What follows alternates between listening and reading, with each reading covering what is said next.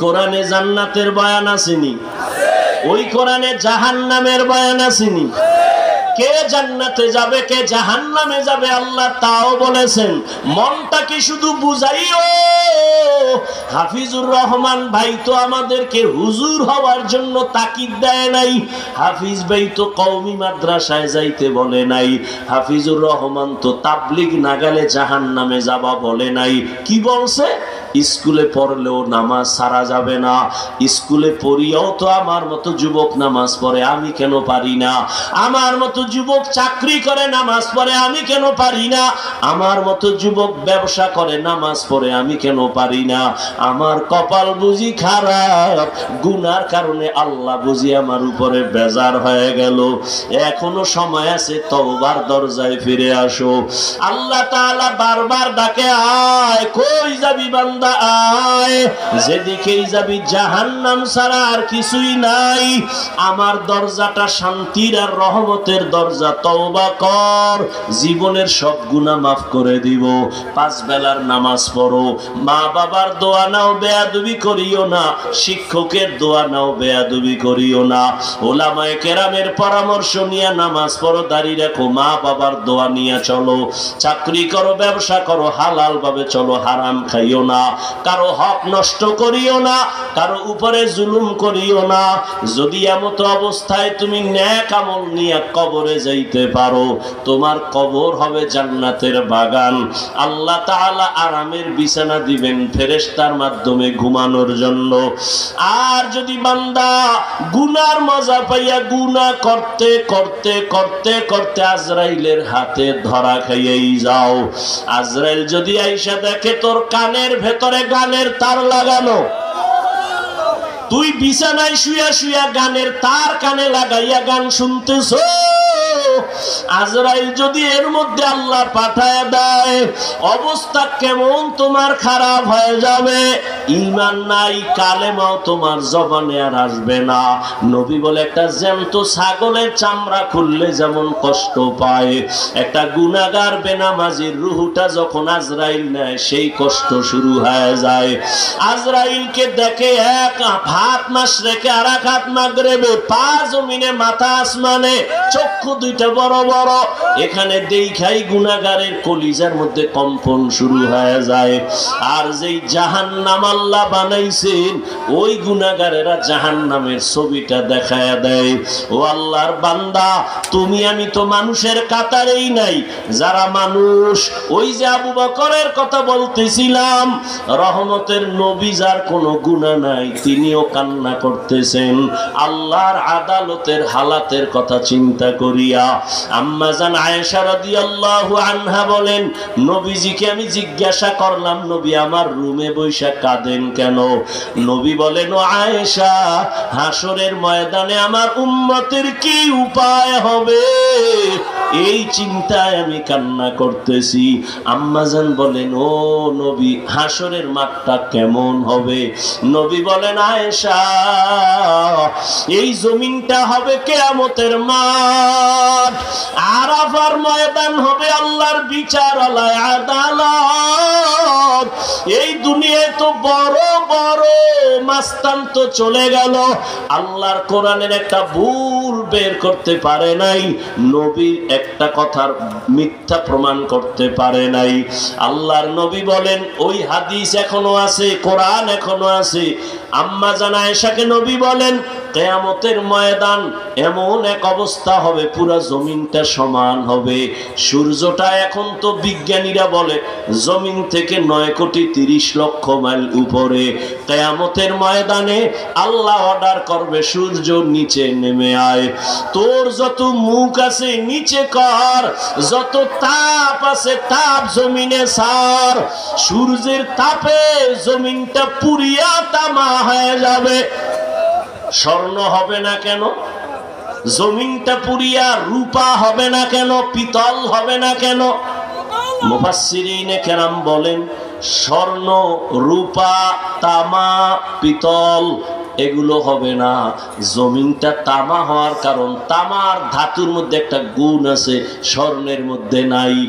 রূপার মধ্যে নাই। বলে কি? কয় স্বর্ণের এক মাথা গরম হলে ভিন্ন মাথা গরম হয় না, রূপার এক অংশ গরম হলে অন্য অংশ গরম হয় না। কিন্তু তামা এমন একটা ধাতু, এক পার্শ্বে গরম হয়ে গেলে পুরাটাই গরম হয়ে যাবে। আল্লাহ যখন বলবে সূর্য তুই মনের মতো তাপ দিতে পারো না, আজকে সব তাপ ছাইরা দে, সূর্যের এমন তাপ শুরু হয়ে যাবে, জমিনটা তামা হয়ে যাবে। নবী কান্না করেন আর বলেন আয়েশা, অন্যদিকে জাহান্নামের আওয়াজ, জাহান্নাম চিল্লায়া বলবে আল্লাহ বেনামাজি কই, বেপরদাওয়ালা গুনাহগারেরা কই, আমার পেটের মধ্যে দাও, আমার পেটে বড় ক্ষুধা। আল্লাহ বলবে জাহান্নাম একটু অপেক্ষা কর, আমি বিচারটা শেষ করে নেই, তারপরে তোর খোরাক আমি দিতেছি। নবী বলেন জাহান্নাম থামে না, তখন আল্লাহ অর্ডার দিবেন, এই ফেরেশতারা জাহান্নামের গলার মধ্যে 70,000 শিকল লাগাইয়া বাঁধো, এক একটা শিকলের গোড়ায় 70,000 ফেরেশতা ধর, ধইরা ভালো কইরা পেছন দিকে টাইনা রাখ, ও যেন আমার আদালতের দিকে আসতে না পারে। যদি আমার আদালতের দিকে আগায় আমি তো আর বিচার করতে পারবো না। জাহান্নামের আগুন এই মানুষগুলোকে পেটের মধ্যে নিয়ে নিবে। আল্লাহর অর্ডারে ফেরেশতারা জাহান্নামের গলায় শিকল লাগাইয়া 70,000 কইরা একটা শিকলের গোড়ায় জাহান্নামের ধরবে, ধইরা রাখতে পারবে না। এত চিল্লানি দিয়া বলবে আল্লাহ বেনামাজি গুনাহগার আমার খোরাক গুলো দাও, ক্ষুধা। আল্লাহ পাক নবী বলেন আল্লাহর ফেরেশতারা যখন ধরে রাখতে পারবে না, তখন আমি মুহাম্মদের অন্তরে বড় মায়া, আমি সাথে সাথে সিজদায় পড়ে বলবো আল্লাহ জাহান্নামের ফিরাও, আমার উম্মত মনে হয় ধইরা ফলাইবে, ফিরাও, আমার উম্মত যেন জাহান্নামের আগুনে না যায়। আমার উম্মত যদি জাহান্নামে যায় আমি জান্নাতে যাব না। তখন আল্লাহ বলবে নবী আপনি মাথা উঠাইয়া দেন, কাঁদিয়েন না, আপনার কান্না আমি সহ্য করতে পারি না। আমি মাথা উঠাইয়া দিব। আল্লাহ পাক দেখে জাহান্নাম এখনো দাঁড়ায় না, শিকলেও ধরে রাখতে পারে না। তখন আল্লাহ আমার সান্ত্বনার জন্য একটু কুদরতি হাতের পানি ফেরেশতারে দিয়া বলবে জাহান্নামের গায়ে ছিটায়া দাও। যখন জাহান্নামের গায়ে আল্লাহর দেওয়া কুদরতের পানিটা ছিটায় দিবে, জাহান্নাম দ্রুত গতিতে পেছনে ভাগতে থাকবে। ফেরেশতারা বলবেন আল্লাহ এতক্ষণ আমরা 70,000 শিকল লাগাইয়া যেই জাহান্নামের ধরে রাখতে পারি না, তুমি এমন কি বরকতের পানি দিছো যে জাহান্নাম এখন নিজে নিজে পেছনে দৌড়ায় ভাগতেছে? কারণ কি?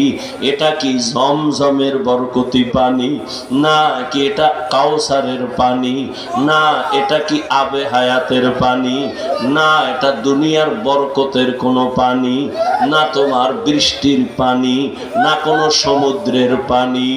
আল্লাহ বলবে ফেরেশতা এই পানি জমজমের পানিও না, কাউসারের পানিও না, এই পানি আবে হায়াতের পানিও না, এই পানি দুনিয়ার কোন সমুদ্রের পানি না, বৃষ্টির পানি না। আল্লাহ বলবেন আমার মায়ার নবীর গুনাহগার উম্মতের চোখের পানি। দুনিয়াতে আমার মায়ার নবীর উম্মতেরা গুনার কথা স্মরণ করে কাঁদত। মানুষ যখন ঘুমায় যাইতো আমার আশিকের কান্না শুরু হয়ে যাইতো। গভীর রাতে সিজদায় পড়ে বলতো দয়ার বালি আমার মতো গুনাহগার এই জমিনে আর কেউ নাই। গুনার কারণে আমার হাত না পাক, আমার চোখ না পাক, আমার জিহ্বা না পাক, আমার অন্তর না পাক। আয় আল্লাহ, তোমার দেওয়া সূর্যের আলো, পানি, বাতাস সব নেয়ামত খাইয়া তোমার নাফরমানি করেছি। আজ আমি গুনার কারণে মনে হয় আমার জাহান্নাম ছাড়া উপায় নাই। আমার গুনার খবর আমার মাও জানে না, বাবাও জানে না, ভাই বোন, স্ত্রী, পরিবারের কেউ জানে না। আমার গুনার খবর আমার মা বাবায় যদি জানতো, লাঠি মেরে ঘর থেকে বের করে দিত। আমার গুনার খবর যদি আমার স্ত্রী জানতো, আমাকে স্বামী বইলে গ্রহণ করত না। আমার গুনার খবর যদি আমার সন্তান জানতো, কোনদিন আমাকে বাবা বলতো না। ও দয়ার মালিক, যে তুমি কত দয়ার মালিক, তুমি আমার সব গুনার খবর জানো। ও আল্লাহ, যুবকের আমার মাওলারে ডাক দে, দুই ফোঁটা চোখের পানি ছাড়, আর গুনার কত স্মরণ করে ক্ষমা চাও। আর আল্লাহরে বলো, আমার মাওলা যে কেমন দয়ার মাওলা। ওরে দরওয়াজা জানালা বন্ধ করে মোবাইলের দ্বারা যে গুনাহ করেছো, ওই দরওয়াজা জানালার ভেতরের গুনার খবর মাও জানে না, বাবাও জানে না। ওরে আমার মাওলারে ফাঁকি দিতে পারো নাই রে বাবা। আরে তোমার গুনার খবর যদি মা জানতো, ঘর থেকে বের করে দিত। কিন্তু আমার মাওলা যে কেমন দয়ার মালিক, গুনাহ করছি দেখছি, এরপরও ঘরের থেকে বের করে দেয় নাই, সম্মানের চেয়ার থেকে ফালাইয়া দেয় নাই। ও আল্লাহর বান্দারা, আজকে বাড়ি পাইছো, গাড়ি পাইছো, সন্তান, বিবি, পরিবার, ক্ষমতা সবই পাইলা, কিন্তু আজকে যেইগুলি পাইয়া পাগল, চিন্তা করে দেখছো এগুলি কিছুই তোমার আমার আপন না।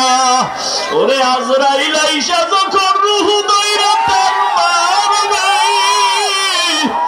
ওরে তোমার আপন মা বাবা তোমারে ফেলে দিবে, আর ঘরে ঢুকাইবে না।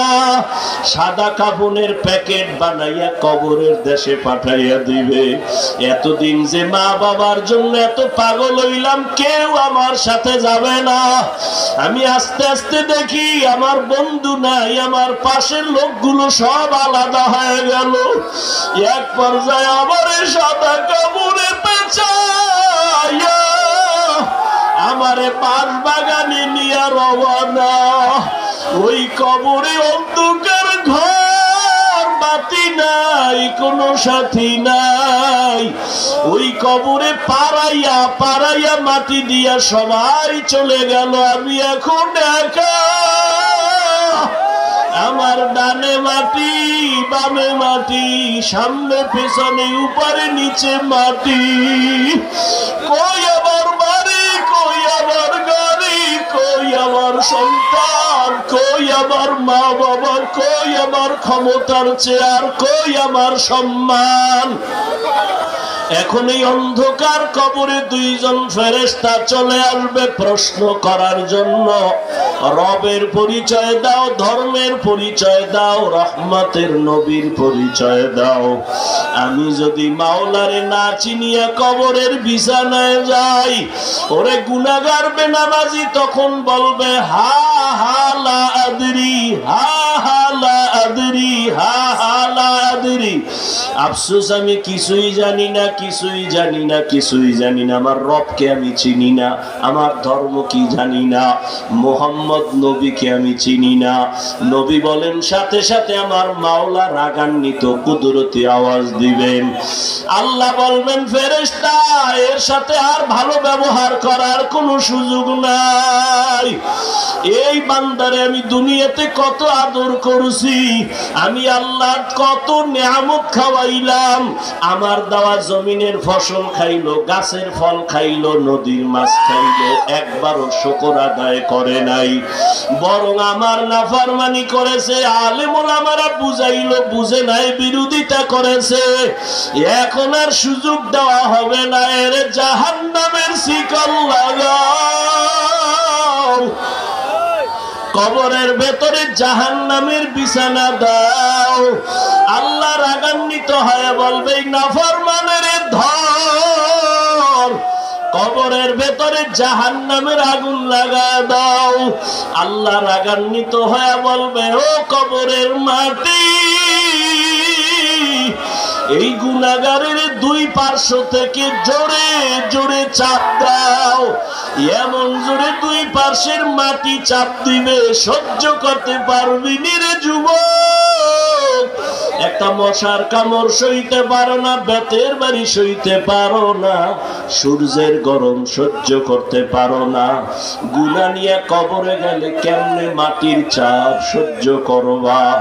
ওরে আল্লাহরে এখনো বন্ধু বানাও। আল্লাহর খাঁটি ওলি আল্লাহ যারা উলামায়ে কেরামদের বন্ধু বানাও। এখনো সময় আছে, তওবা করো আর আল্লাহকে বলো মাওলা গুনাহ আর করব না, নামাজ ছাড়বো না, বেপরদায় চলবো না, দাড়ি কাটবো না। আমার মাওলার আযাব বড় কঠিন।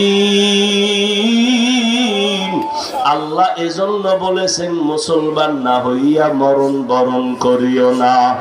এখনো সময় আছে, তওবা করে নাও। স্কুলে পড়ো, কলেজে পড়ো, চাকরি করো, ব্যবসা করো, তওবা করো আর নামাজ ছাড়বা না, দাড়ি কাটবা না, বেপরদায় চলবা না। মা বাবার দোয়া নিয়া, উলামায়ে কেরামের দোয়া নিয়া, শিক্ষক মুরব্বীদের দোয়া নিয়া নবীর তরিকায় চলবা। আল্লাহর কাছে দুই ফোঁটা চোখের পানি ছেড়ে দাও। যদি কান্না না আসে মনে করিও গুনার কারণে দিলটা পাথর হয়ে গেছে, আল্লাহ বেজার হয়ে গেছে। এখনো সময় আছে, আল্লাহকে বলো আল্লাহ দিলটা নরম বানায় দাও। ওরে ডানে বামে দেখো তোমার মতো কত গোলামের চোখে পানি, তোমার আমার চোখে কেন পানি নাই? গুনার কারণে আল্লাহ বেজার। ওরে কান্নাওয়ালার কাছে হাতটা বাড়াইয়া দোয়া চাও আর বলো ও কান্নাওয়ালা ভাই আমার জন্য একটু দোয়া করেন। আমার গুনার কারণে আমার কলবটা পাথরের মতো শক্ত, আমার চোখে পানি আসে না। দোয়া কান্নাওয়ালার দোয়া ফেরত যাবে না। আল্লাহর কাছে তওবা করো, মরিয়াও গেলে আর নামাজ ছাড়বা না, গুনাহ নিয়ে কবরে যাইবা না।